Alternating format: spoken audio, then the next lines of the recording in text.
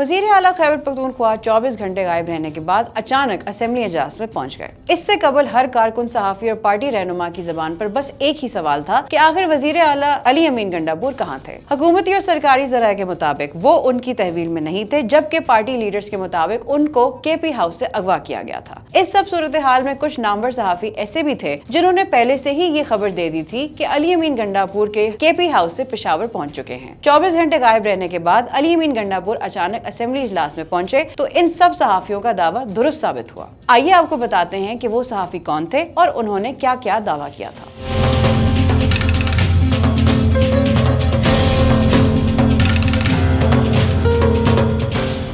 Senior सहाफी Nusrat Javed ने गुज़िश्ता रोज 3:30 बजे ही अपने एक्स अकाउंट पर पोस्ट करते हुए लिखा था कि उम्मीद कर रहा हूं कि अली अमीन गंडापुर केपी असेंबली के इजलास में पेश हो जाएंगे, तब तक मैंने खामोश रहने का फैसला कर लिया है। नुसरत जावेद की इस पोस्ट के बाद रात 9:30 बजे अली अमीन गंडापुर केपी असेंबली पहुंच गए। सीनियर सहाफी अंसार अब्बासी ने अपने व्लॉग में खबर देते हुए कहा कि अली अमीन गंडापुर मुनाल और हरीपुर के रास्ते से पेशावर पहुंचे और रास्ते में हरीपुर में उमर अयूब से भी मुलाकात करते हुए गए। अंसार अब्बासी ने अपने व्लॉग में चंद घंटे कबल ही बता दिया था कि उनके अहम सिक्योरिटी ऑफिशियल से बात हुई, जिन्होंने बताया कि अली अमीन गंडापुर की गाड़ी पेशावर पहुंच चुकी है और वो असेंबली में सरप्राइज एंट्री दे सकते हैं। सहाफी सदीक जान ने 5 अक्टूबर को अली अमीन के लापता होने की खबर के वक्त ही पोस्ट करके बता दिया था कि अली अमीन गंडापुर पेशावर रवाना हो चुके हैं। उन्होंने लिखा कि अली अमीन गंडापुर को केपी के हाउस से ले जाया जा चुका है। जब उनको वहां से ले जाया जा रहा था तो मुझे उनके एक स्टाफ मेंबर ने बताया कि उनको पेशावर भिजवाया जा रहा है। मजीद अपडेट्स के लिए देखते रहिए vnews.pk।